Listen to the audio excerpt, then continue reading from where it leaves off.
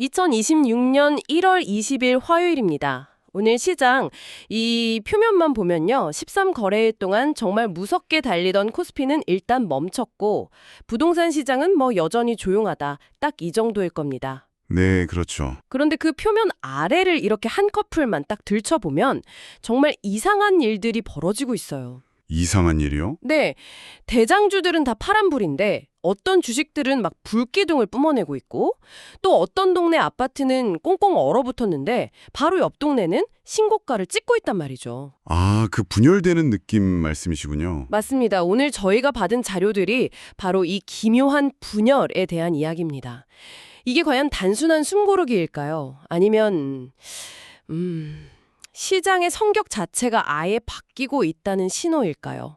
오늘 저희는 이 자료들을 통해서 2026년 초 한국 금융시장의 이 두 얼굴, 그 이면에 숨겨진 진짜 흐름을 한번 파헤쳐 보겠습니다. 아주 흥미로운 접근이네요. 말씀하신 대로 오늘 시장은 정말 한마디로 정의하기가 참 어렵습니다. 그럼 가장 많은 분들이 지켜보셨을 코스피부터 한번 열어보죠. 네. 지수는 4,885.75, 전일 대비 0.39% 하락으로 마감했습니다. 네, 숫자만 보면 그냥 뭐 소폭 하락인데 이게 무려 13거래일 만에 첫 하락이라는 게 중요하죠. 바로 그겁니다. 연초부터 이어진 축제가 드디어 끝났나, 뭐 이런 신호탄처럼 보이기도 하고요. 그렇죠. 그런데 여기서 정말 재미있는 건요.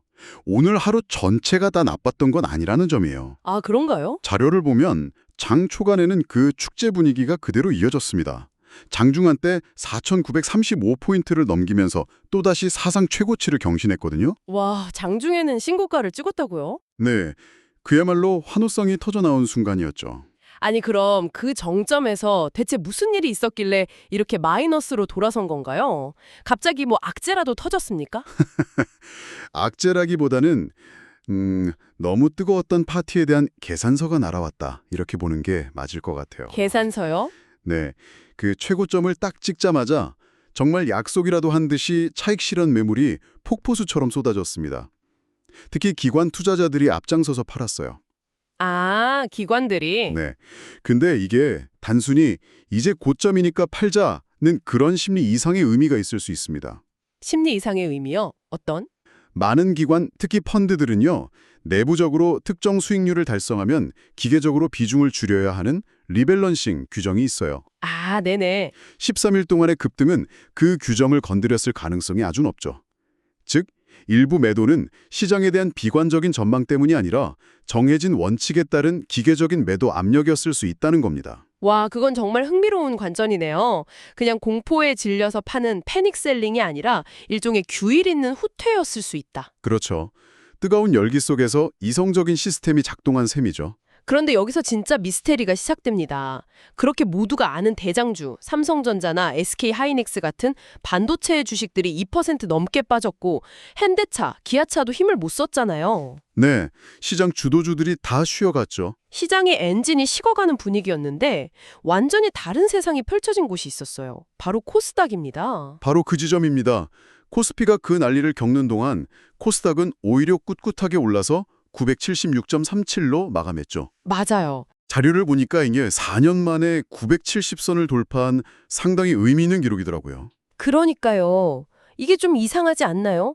시장 전체 투자 심리가 위축돼서 뭐 안전 자산으로 가도 모자랄 판에 오히려 전통적으로 더 위험하다고 평가받는 코스닥, 중소형주 시장으로 돈이 몰렸다는 거잖아요. 네네. 이게 대체 뭘까요? 똑똑한 투자자들이 남들이 못 본 기회를 찾아서 움직인 걸까요? 아니면 연초 코스피 랠리를 놓친 투자자들의 뒤늦은 포모, 뭐 일종의 투기적인 열풍일까요? 아주 날카로운 질문입니다. 그리고 아마 정답은 둘 다일 겁니다. 둘 다요. 네. 자료에서 코스닥 상승을 이끈 주체들을 보면 바이오, 원자력, 우주항공 같은 소위 꿈을 먹고 사는 테마주들이에요. 아, 미래 성장주들. 그렇죠. 이건 시장의 심리가 하나가 아니라 최소 두 개로 쪼개져 있다는 아주 강력한 증거입니다. 한쪽에서는 기관들이 이성적인 차익 실현을 하고 있을 때 다른 한쪽에서는 개인과 일부 외국인들이 미래 성장 스토리에 공격적인 베팅을 하고 있었던 거죠. 시장의 분열, 심하게 말하면 시장의 정신분열이라고까지 할 수 있겠네요. 그렇습니다. 이건 단순한 수급 이동을 넘어서요. 시장 참여자들이 가치를 평가하는 잣대 자체가 달라지고 있다는 신호일 수 있어요. 잣대 자체가 네. 코스피 대형주가 현재의 실적이라는 땅에 발을 딛고 있다면 코스닥 테마주들은 미래의 가능성이라는 하늘을 보고 있는 거죠.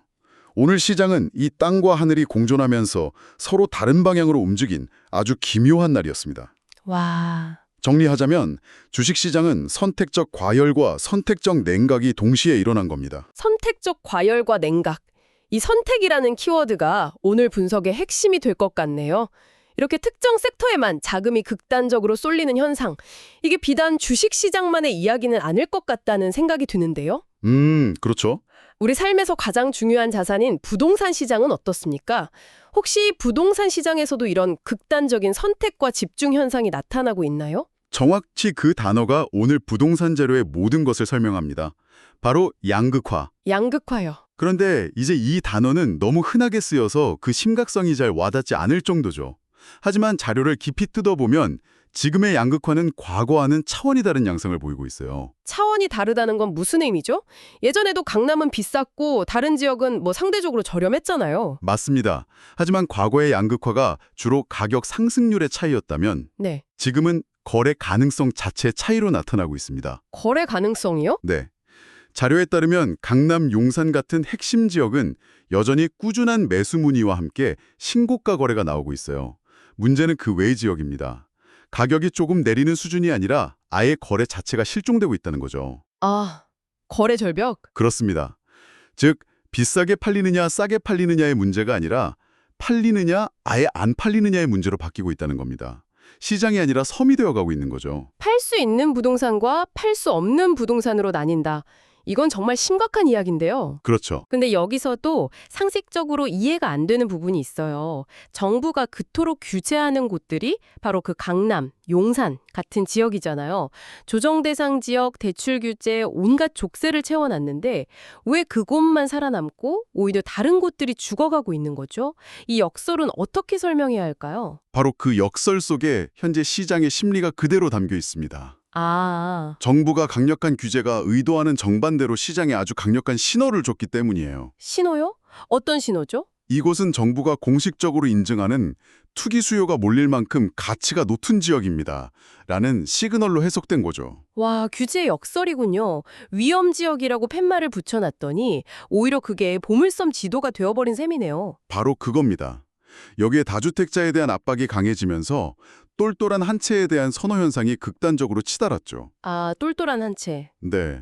어차피 집을 여러 채 갖기 어렵다면 내가 가진 모든 자본과 대출을 끌어모아서 가장 확실한 단 한 채에 몰빵하려는 수요가 폭발한 겁니다. 그렇군요. 결국 규제는 수요를 분산시킨 게 아니라 오히려 극소수의 특정 지역으로 수요를 압축시키고 응축시키는 효과를 낳았다고 자료는 분석하고 있어요. 풍선 효과와는 또 다른 일종의 진공 청소기 효과라고 할 수 있겠네요. 모든 유동성을 한 곳으로 빨아들이는 진공청소기 효과라.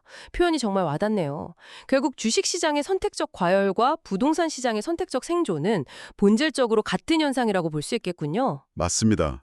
두 시장 모두 이제 전체 시장이라는 개념이 무의미해지고 있어요. 한국 부동산 시장이 하나의 통일된 흐름이 아니라 각자 다른 온도와 논리로 움직이는 수많은 마이크로 마켓의 집합체로 변모하고 있습니다. 자, 그럼 오늘 분석을 한번 종합해 보겠습니다. 2026년 1월 20일 시장이 우리에게 보여준 그림은 이렇네요.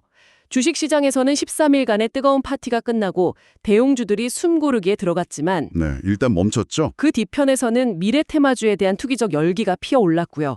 부동산 시장에서는 대부분의 지역이 거래 절벽이라는 겨울을 맞았지만 소수의 핵심 지역만큼은 나홀로 뜨거운 여름을 보내고 있었습니다. 네, 그리고 이 두 시장을 관통하는 하나의 거대한 흐름이 바로 선택과 집중이었습니다. 선택과 집중. 주식시장에서는 코스피 대형주에서 코스닥 테마주로 투자자들의 선택이 이루어졌고 부동산 시장에서는 막연한 수도권이 아닌 초핵심 입지로만 수요가 집중됐죠. 결국 모든 자산이 함께 오르는 시대, 즉 유동성의 시대가 저물고 옥석을 가려내는 능력이 무엇보다 중요해지는 분별의 시대가 오고 있다. 이런 신호로 읽히네요.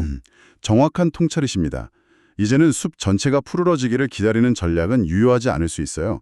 대신 숲속에서 가장 햇빛을 잘 받아 가장 빨리 자랄 나무를 골라내는 능력, 이게 생존과 직결되는 시장으로 변하고 있는 거죠. 아, 모든 배를 띄우던 밀물이 빠져나가고 이제는 어떤 배가 진짜 순항할 수 있는 엔진을 가졌는지가 드러나는 시간입니다. 오늘 저희가 살펴본 것처럼 시장이 한 방향으로만 움직이지 않는 숨고르기와 양극화, 즉 분열이 뚜렷해졌습니다. 그렇다면 이 지점에서 우리가 스스로에게 던져야 할 마지막 질문이 남습니다. 네, 지금까지 우리는 시즌 전체의 흐름, 즉 거시적인 지표를 보는 데 익숙했습니다.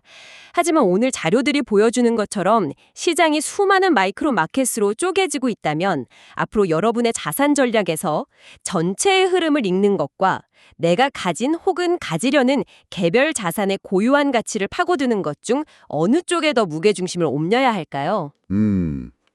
오늘 저희가 함께 짚어본 이 분열의 흐름 속에 그 질문에 대한 여러분만의 답을 찾을 수 있는 중요한 실마리가 숨어 있을 겁니다.